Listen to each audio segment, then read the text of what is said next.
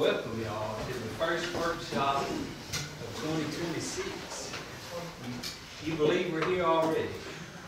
And we're already, as of today, we already had our first meeting planning Christmas in Minden 2026. So, and they said, we think we'll meet quarterly.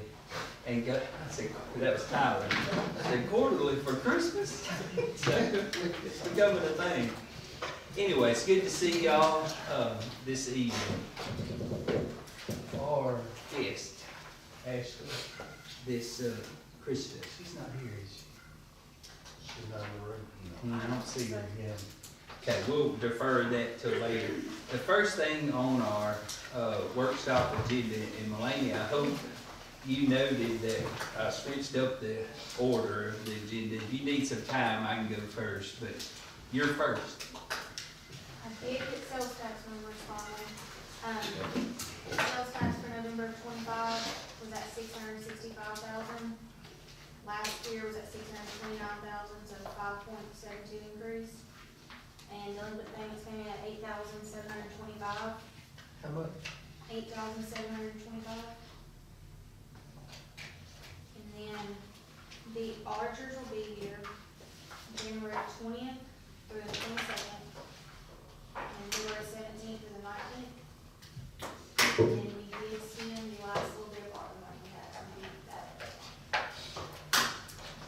So the numbers from the parish was 665 and 629 last year. Is that what you said? Yes. Okay. So we had a 5.72% increase from last year. We had to really rush the sales tax commission because they, it's their first day back too, and they were trying to get those numbers to us as of 4 o'clock. I don't even think we had them, so that's good to know. Are there any questions for Melanie? While we're on kind of this point, I guess we're not really, but we're moving towards having iPads for our meeting. Ashley's working on that, but all your budget information you'll be able to access through that iPad. And we're just waiting. We're this close to being finished with it, so just know that. Were there any questions for Melanie about anything? Okay. Well, thank you, Melanie. All right. The lady who was coming, she confirmed. She did confirm. Is Joanne still out there to make sure? She just left. We might need to. But she was here until 5. Yeah, but we might need to. I go there. Do you mind? Just go out there and make sure we don't miss her, at least for just a few minutes until, I'd hate to miss her. I was really excited about her presentation. But while we wait, I will get on with what I have for y'all tonight. So we've been working on admin court for a while, and Neil's finally got it tidied up. Zach worked on this a lot.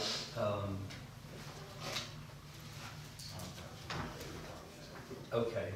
Well, I'd really like for her to get hers. I'm gonna wait on her because I really wanted her to go first in case she needed to leave.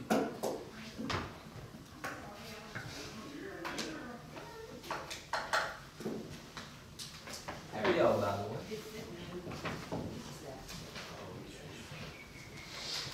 While we have a minute, I'll welcome Senator Kennedy's assistant, John Barr. He's often with us. John, do you have anything you'd like to opine?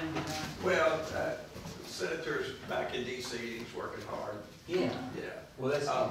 But I did want to mention, if ever y'all have an opportunity to request government grant, federal government grant, we'll be more than happy to work up a letter of support for that grant. Well, thank you. So, yeah, if that opportunity presents itself, by all means, reach out to me. We won't forget that offer. We will call it upon you shortly. Okay. We have a list of stuff we're trying to get done around here. Yeah, So okay, great. thank you for always being here. I appreciate the support from our senator's office. So at this time, I'd like to welcome Krista Hawkins, the Executive Director of Hope Connections. It's good to see you again. I've invited her here tonight to kind of give a brief, just real off the top of your head, which I know you're very good at doing, overview of what your organization has to offer for Webster Parish and Minden. So I'm going to turn if you need a minute to get your bearings straight, I understand. If not, I'm going to turn the floor over to you. Okay, great. I'm Krista Hawkins, and I am the Executive Director of Hope Connections, and we are the homeless continuum of care for Northwest Louisiana, which includes Webster Parish. And we have the 7 most Northwest parishes in Louisiana, and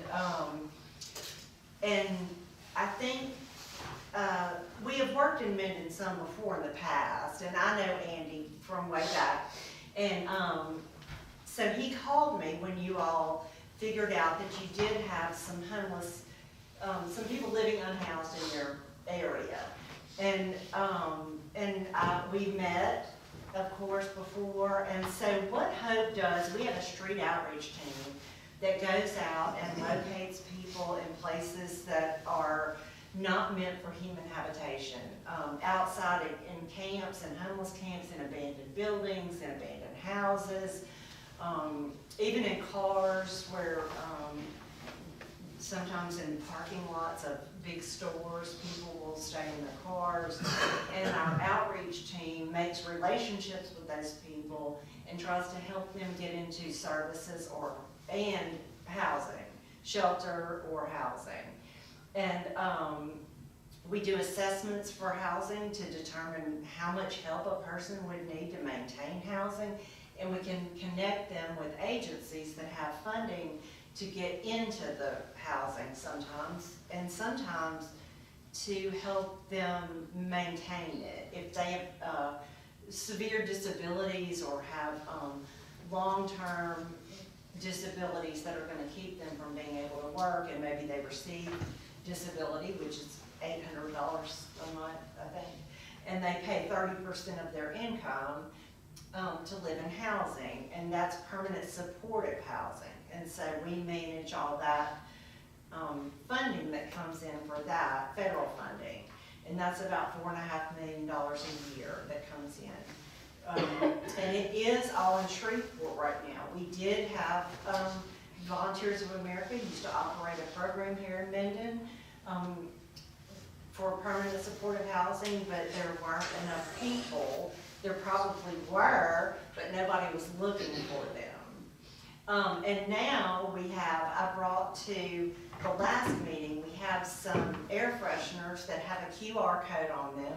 And if the police or any citizen see a person who's living unhoused, they can scan the QR code, a form pulls up right away, they can fill it out, and it goes straight to our street outreach team. The street outreach team has a vehicle that they drive they are out 40 hours a week, and they go anywhere a person's living unhoused. And that's when they start the relationship building and try to help. Housing is the goal. And if sheltering can happen before that, even better. And we have a shelter on site. But we also are trying to get, in the past, the city of Shreveport has managed the Emergency Solutions Grant funds that come from the Louisiana Housing Corporation. I know that's a lot of things to say, but if Hope has access, if Hope runs the Emergency Solutions Grant funds, people can get it who are outside of the city of Shreveport, which would include Minden.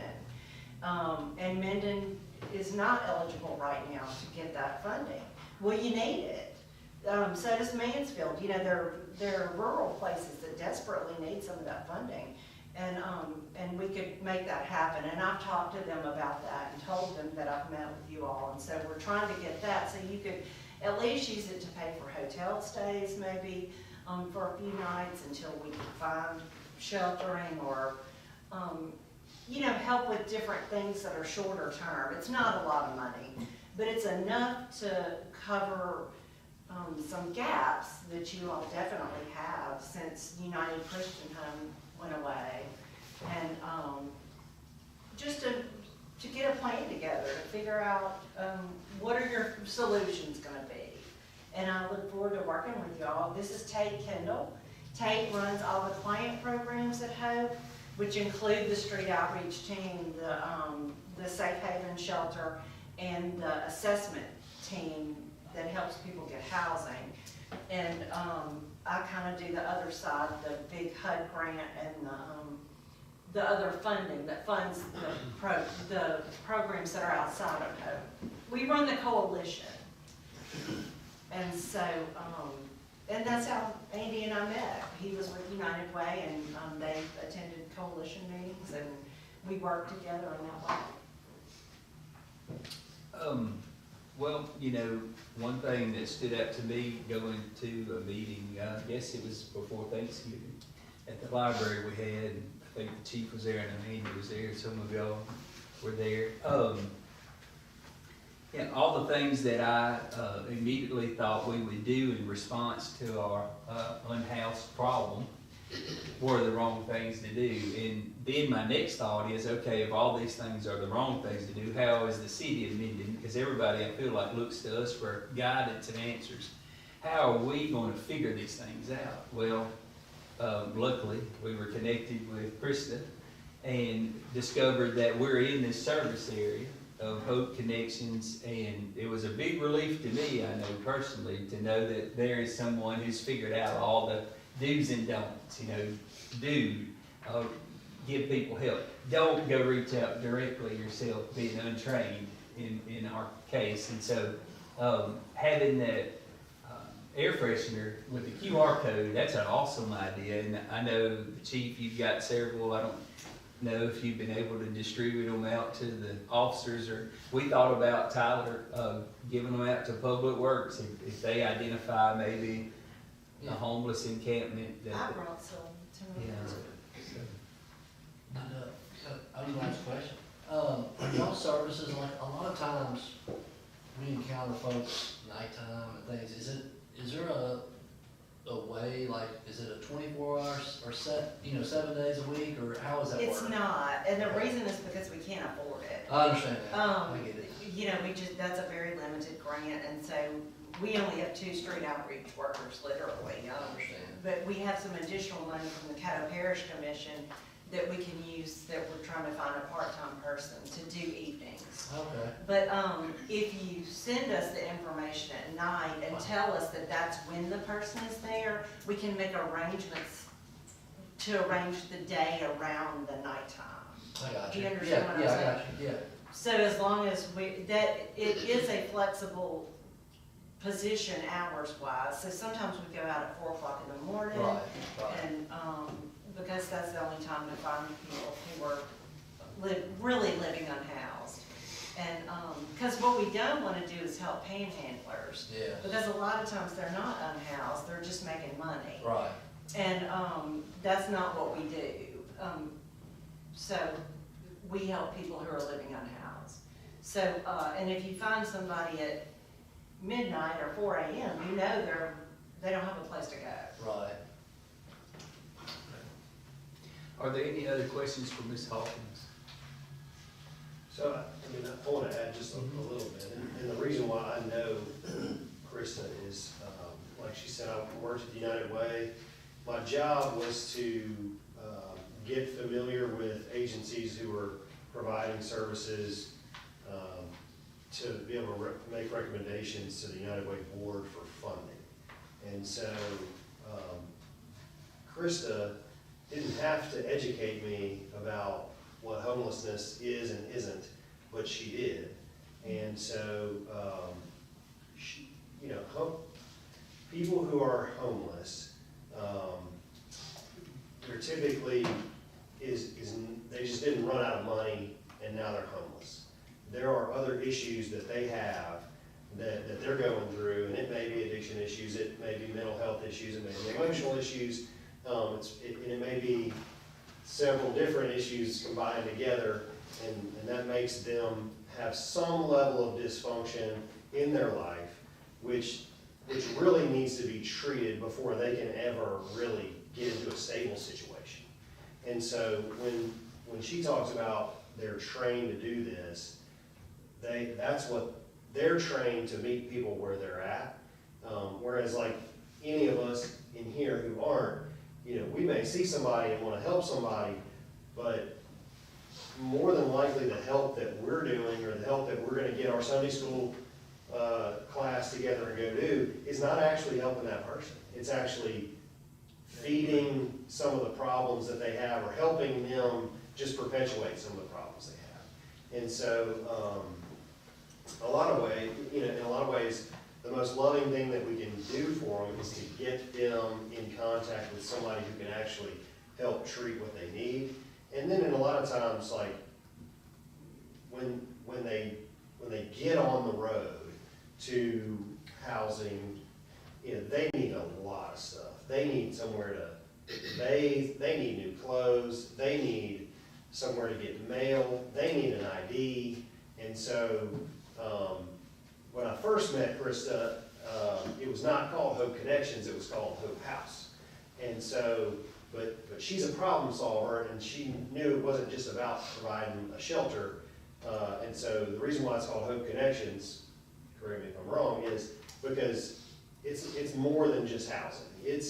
So they can help them get IDs, they can help them with all the, what we call wraparound services that they need that are causing them, the root causes of them being homeless or potentially falling back into homelessness. And so it really is an incredible organization. I'm glad that she's willing to come over here and serve us in the Minden area, because she's a problem solver. She's not just a person who, and I'm assuming anybody who works for Krista is also deeply concerned about actually not just looking like they're helping people, but actually helping people, so. Yeah, we try to identify things, and a lot of times the people we serve have chronic health conditions that are very serious and that are exacerbated by them living unhoused. And that, sometimes that is a serious thing that we have to address immediately. And so our staff is trained to recognize mental illness, chronic health conditions, you know, addiction issues, and we don't want the public going out and meeting someone head on who might not be in a state of mind that needs to be met head on. We are trained to handle those situations. And I love to go on street outreach. Tate knows that. I can't anymore hardly, but you know, it's great to see people at the beginning and to watch their journey. And sometimes we don't get to see the end when they finally get settled into housing, but it's great if we do. But we're happy to help y'all any way we can, and happy to come over here and sit down and make some plans if you want us to, and make some regular schedule for coming over here. And I mean, this is our area. We are called to serve here, so. Well, I know at one of our meetings at the library, we kind of talked about, you know, how to do things, what to do in all those scenarios. But one thing that we, I think, kind of honed in on is that, you know, to me, I would like to see the city, and I think we talked about this in depth, you know, about having an umbrella here, knowing where to go, you know, I mean, because not everybody we encounter is gonna be homeless, you know, they may need help with this or that, you know. We encountered, you know, some things this holiday season, you know, with people trying to find people who were needing groceries and things like that. I mean, and that was difficult for me to find out, you know.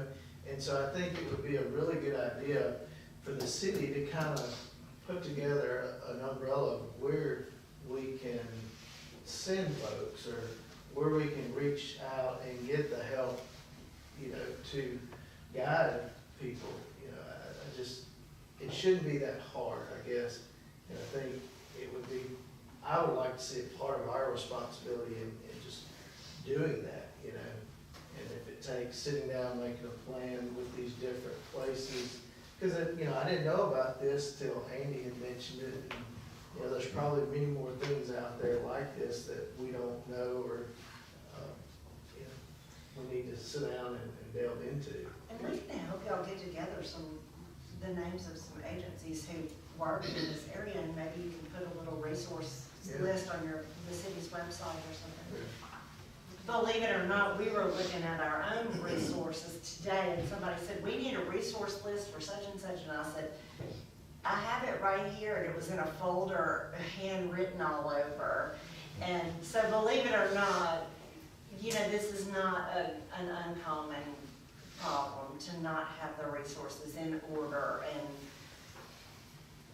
functioning. And we deal with 50 agencies constantly, so. Yeah. Well, coming up on next year's budget, we may need to look and see if we might need to allocate something toward this issue.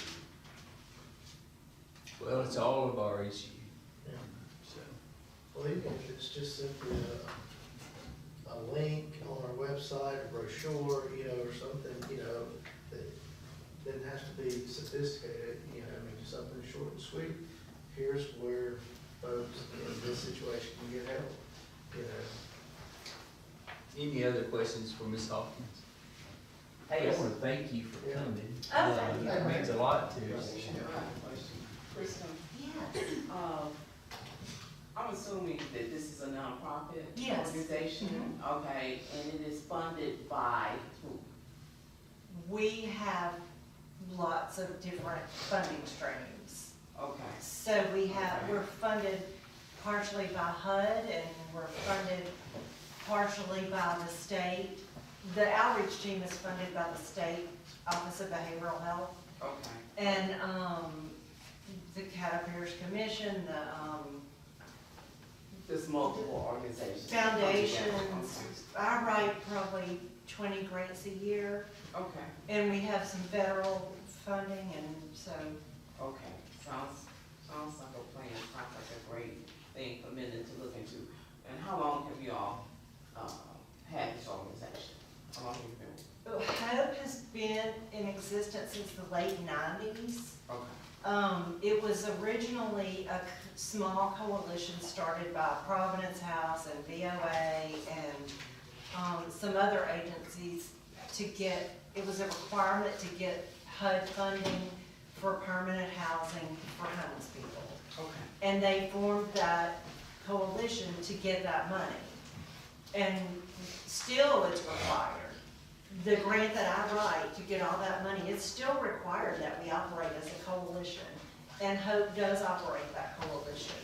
And we have a very active group, probably 50 people a month come to the meetings, and we try to educate and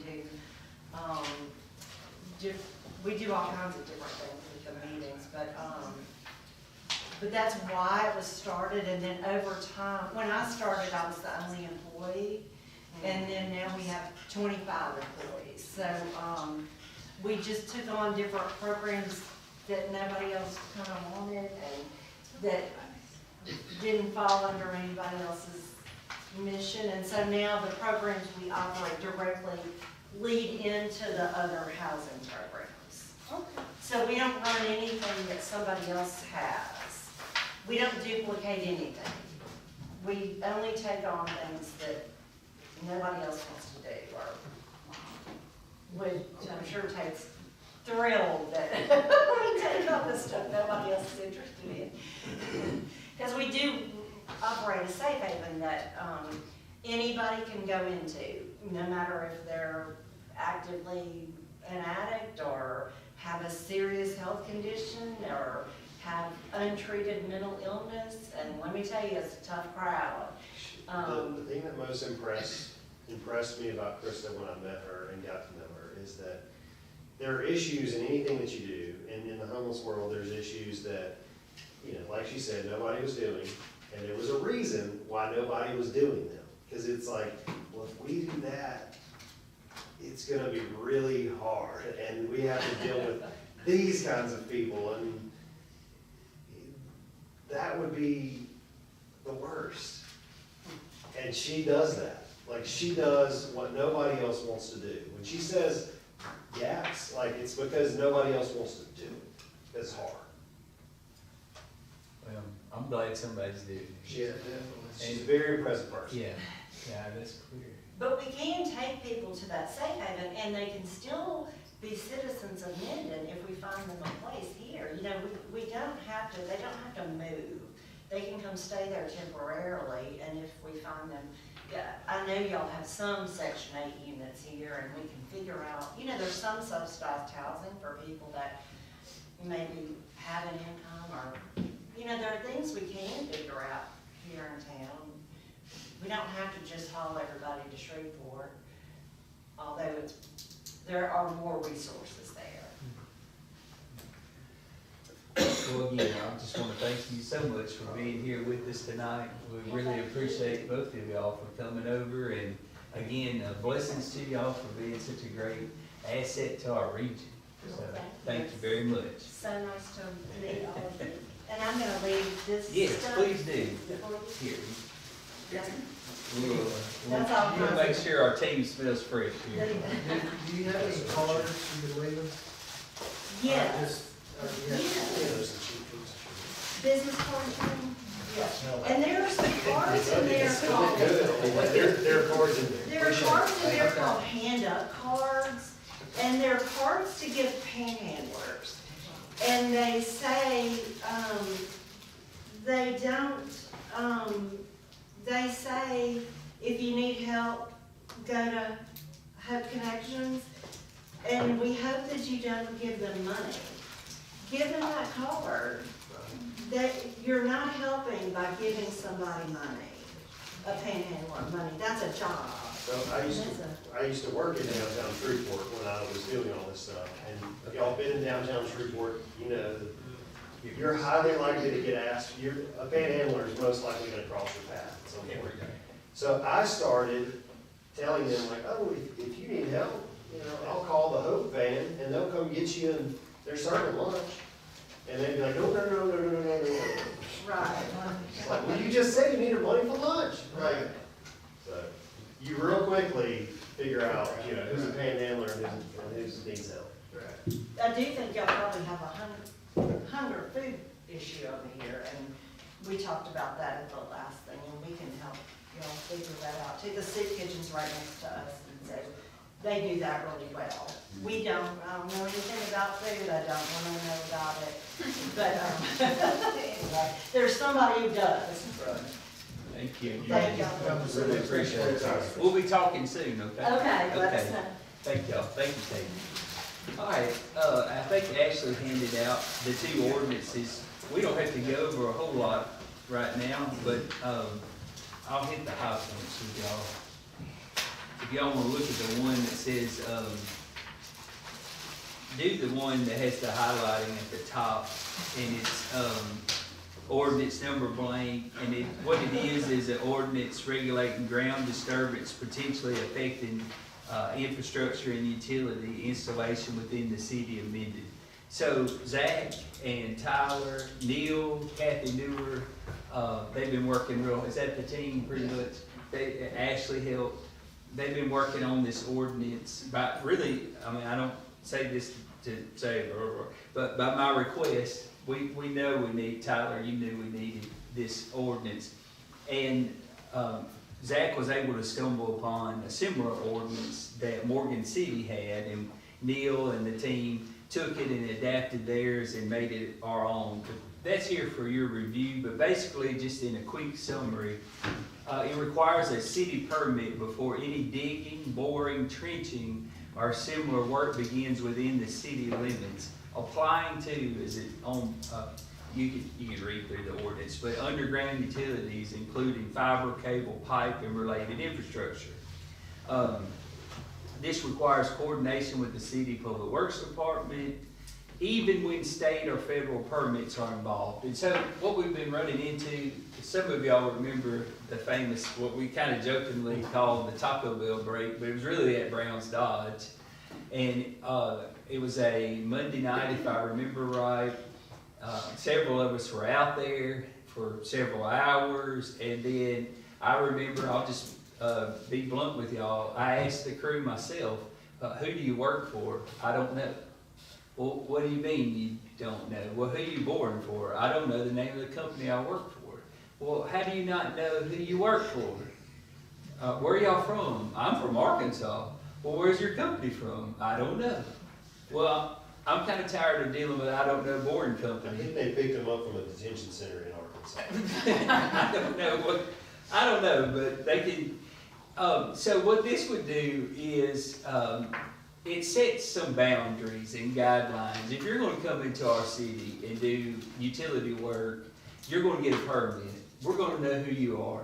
We're gonna know who you're working for, and we wanna know who that person's working for. Often these subs may be 2 or 3 subs deep, and they're ultimately working for a big company. I won't even name one, but you know, a big fiber company, a big, even can be on and on and on.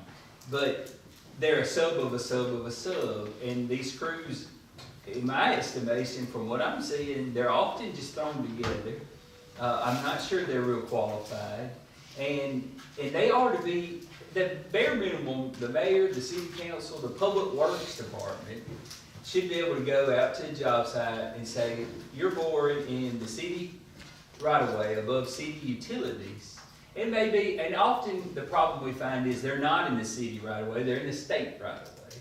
Well, they have a state permit, but not a city permit. This ordinance would make them have to get a city one, in spite of, in addition to the state and any federal permits they have to have. Because they're still city utilities. It's still our liability. It's not the state or the federal government out there in the hole with them at midnight, fixing the water so the businesses and the residents can have water or sewer or on and on. We need a responsible party that if something goes bad, we know Right, who to send the bill to. right. And we've seen that before. There was one a year or 2 ago that the city's still fighting to get reimbursed for, and we know it was a underground contractor that did it. And it cost an enormous amount of money to all the parties involved, not just the city. So, and I'll answer questions here in a second, but this limits the active permits. They can't have, but I think it's 5. If they damage a street, a sidewalk, the property has to be fully restored. And so what's built into this ordinance, and guys, y'all are the authors of this, I'm just the messenger here, but they've done a really, really, in my estimation, good job at building this ordinance. We would have, what I'd like to propose to y'all is we hire a part-time person that is over what we've been terming a code enforcement official.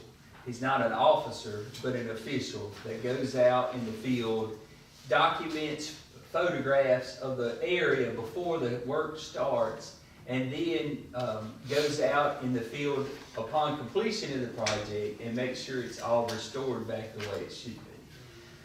There's just a lot of tasks that this ordinance defines. It also limits them to only be able to do this work during approved hours, like business hours, which will help the city from having, I've seen it and y'all have seen it, somebody boring in the dark, in the middle of the night, and they hit a water line, and guess who has to pay for the crews to come out? And guess who all is standing out there at 30 degrees at Victory Park, freezing, on Christmas Eve, or whatever the case is. Existing utilities must be protected and properly exposed when crossing a curb. So if you're going to go over somewhere we marked a utility, we're going to require some what we call potholing or daylighting, where you dig it out and you actually look, here is the city's lines. We're going to be extra careful not to, so it demands that. The city has the right to inspect work, stop projects if safety issues or violations occur.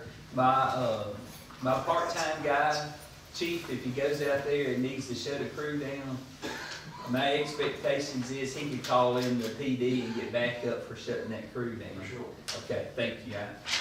That's the underground utility ordinance. Are there any questions No, on not this? really. I mean, I'm all for it, you know, and I would like to definitely see the police department help out with those situations where, you know, I think at times, I don't know that one guy's gonna be able to cover all the area we need to.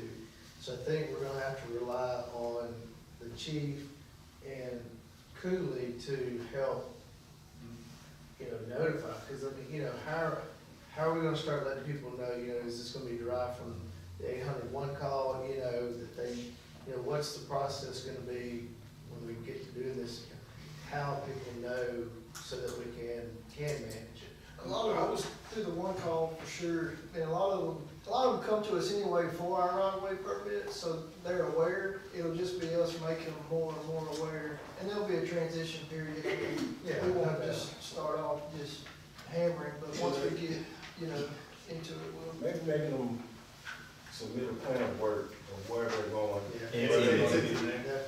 It's in And there. we got- And they have to have them on site. Yeah, they have to, where they're going and where they're gonna be. So yeah, buddy, if you pulled up, you'd have to be like, where's your project folder? And it would have to have the permit, their plan, where they're going, where they're stopping, ID tags for all the vehicles and equipment that are involved in the project. So, and if they don't have that binder, you'd be like, well, you have to stop working until we can locate your binder. And then that's where we call the chief to get back up.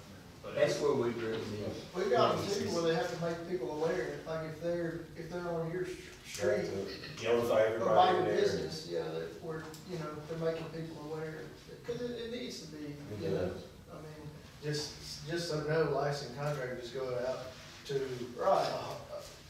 a street and start digging, you know, like we did. They can, but we're gonna pull it with some police cars, Yeah. and we're gonna shut them down. This ordinance is so well thought out, in my opinion, that I think other cities are gonna be adopting our ordinance. I think it's that well done. I've gone to Baton Rouge and testified in the Senate committee on this subject, and I told them we're just tired of the boring and or contractors, and it hit the New Orleans Advocate and the Baton Rouge, I believe also, my quote, by saying the boring and or contractors, but we are tired of them. And if I could go back in time and do it again, I'd say we're tired of that. I don't know contractors. I don't know who I work for, because that's not acceptable. The restoration's a big component too, they wanna make sure, like, We know who to hold accountable once they. right, there's our final inspections involved in it too.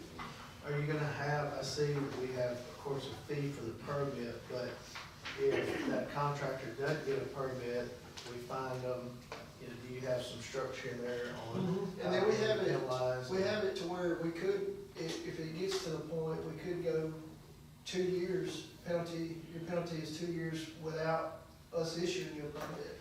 You don't work in the city. Right. Which For really 2 hurts, years. you know. Man, that's what they wouldn't want. No reputable contractors Yeah. wanna not be able to work in the city. Any modifications to plans, they have to come back to the table with. Hey guys, take that ordinance and just read over it. Feel free to email me or Tyler any feedback. If you have questions on legalities, feel free to email Neil. And he wasn't able to be here with us, but he can help guide any kind of questions y'all have. Also, I issued another ordinance. It's ordinance number 1165. I don't know, is that gonna be the number? Well, it depends on what one we put out first. Okay, I got it. That's the next number. It could be ordinance number. Look, guys, these ordinances are drafts. They're just for your review. Any kind of feedback you have, we'll welcome it. I look at these kind of projects as like, we're just doing our job. It's up to y'all to decide if it's something y'all wanna pass or not. You know, we'll do the work and get it ready. Just let us know your thoughts on it. But this is for the administrative court, and this is another ordinance that we've worked really hard on for months, and we've talked about it in here several times. What this would do,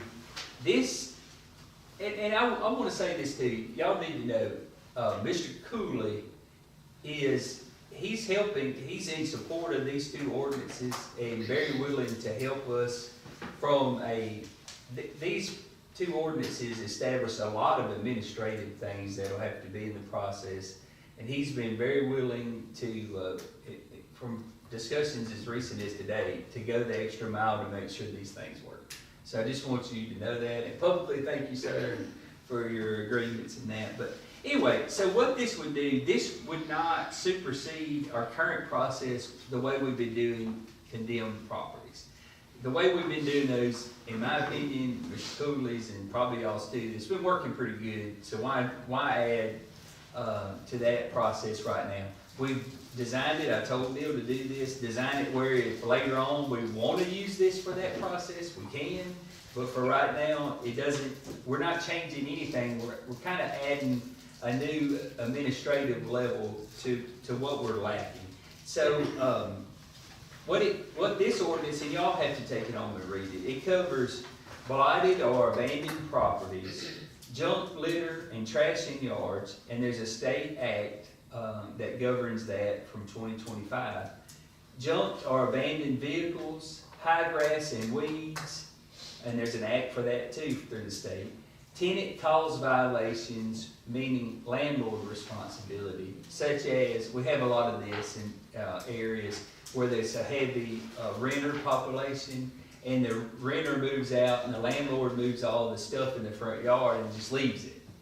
Or maybe, I can think of one off the top of my head where the bank had foreclosed on it, and all the junk was outside, and everybody I knew was calling me, and I'm sure it was in Andy's district. And you know, It was across the street from Nick's grandma's house. it was across the street from my grandmother's house, and it was an ordeal. And there was not a waking moment where I didn't hear about that. We figured out a way to get I'm just it. glad she was calling Nick.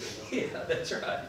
And so, these things pop up, there has to be responsibility, held to somebody, and so this would, in that case, it would go back to the property owner, who in that situation was a bank. And then other nuisances that we might see that this could fit under. Let's see, it says on here, existing council procedures for demolition of dangerous or dilapidated structures remain unchanged. In order to do this ordinance, we would be establishing, basically the way it works, we would establish an administrative court judge. I would recommend that Neil Irwin be that judge, and y'all would approve that. It would be like a motion to approve Neil Irwin as our administrative judge. Then it would be we'd have a docket clerk, which would be, Ashley's agreed to do that. So she has graciously done it. I think she's extremely capable of handling this, and it's gonna take, in my opinion, a high-level person to get this off the ground. And then the ward marshal has agreed to provide security like he does for the court. They would meet one day a month. We've identified the third Thursday of the month for this deal. Let's see, written orders would be issued. It's a process. Y'all look it over. The way it would work is a complaint would be given and it would go through the city council. So that's how, if a citizen was complaining about a mess in the yard, it has to go through y'all. It's the same way we do it now. And then y'all would turn the complaint in. It would be referred to the building official. Okay? Then the building official would do what he's currently doing now, which is a notice of violation. The problem is, and Jimbo walked in, he can attest to this. The problem is, we send out notifications and then, you send out another one, maybe, I don't know. It's just, it kind of dies there. This will put in an administrative process into place to deal with these. Understanding that is because of those problems we can't handle administratively, they would have to go to the court. All of those things that he just listed that is handled under this are the things that we couldn't handle administratively in the past. We had to send them for court proceedings. And that's a different kind of court, correct? Correct. That's a criminal court. Yeah, well, it's Is simple, that one. I have to because- file a lawsuit, the same as if you ran a red light, right? I file a lawsuit against them saying your property's not compliant with the city code. They then have, after we get them served, which could take a couple of days, they then have 10 days to answer, and if they don't answer, they have to put it in on the next court docket. So you're a month or a month and a half before you can actually get them into court the first time. The whole time the grass is still growing. Yeah. And then the judge gives them extra time too, and all that. And this gives us an opportunity to find those people who aren't in compliance. That's what we didn't have in the past, is we had no way to. No teeth. Right. So this, all right, so the notice of violation still go out. The way we have this set up, I really want y'all to give some look into it and see what you think. It gets referred to administrative court. We've got in this a property standards review committee. Now what that is it's kind of like the planning committee. What I'd like to see us do is every council person recommend somebody to sit on this property standards review committee. I've got 5 members and then 2 kind of at large that we could just appoint. And all these, I'm assuming, would be subject to y'all's approval, just like the planning commission. But y'all would pick one and I could pick 2 in case we get in a situation where there's just a lot of eager people and we want to put them on there. But I think it adds a lot of value to have it reviewed by a kind of, for lack of a better term, a jury of your peers. So like this is your neighbor that's tired of your stuff and they're on the committee, they reviewed it, they put it through to administrative court. It's kind of like the planning commission, but for beautification. And I've got several citizens that pop right to my mind that would be good candidates to serve on this. Again, y'all give me your feedback, and for the sake of time, we'll have to do it later. Let's see. Notice of, so then it would get filed with the docket clerk. I can give y'all this summary. A summons would be issued, the city, they would have to come to court and tell us why they didn't get it cleaned up. And then Neil would do a ruling, and he and I have discussed in great length about the need for being, this is an effort to increase the pride in the city. This is an effort to get people that that don't have that pride to the next level. It's an effort to work alongside the citizens to try to, as we've discussed before, conscientiousness. How do we govern conscientiousness? Well, if you don't do that by instinct, maybe the next best choice is a little alongside your guidance to get you there. So, and hopefully the goal would be to make the process faster, cleaner, clearer, and make the city a better place in doing so.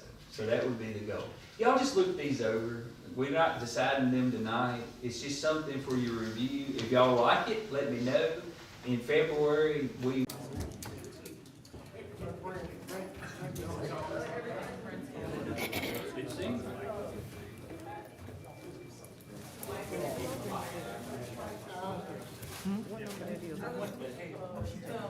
Seven or 8.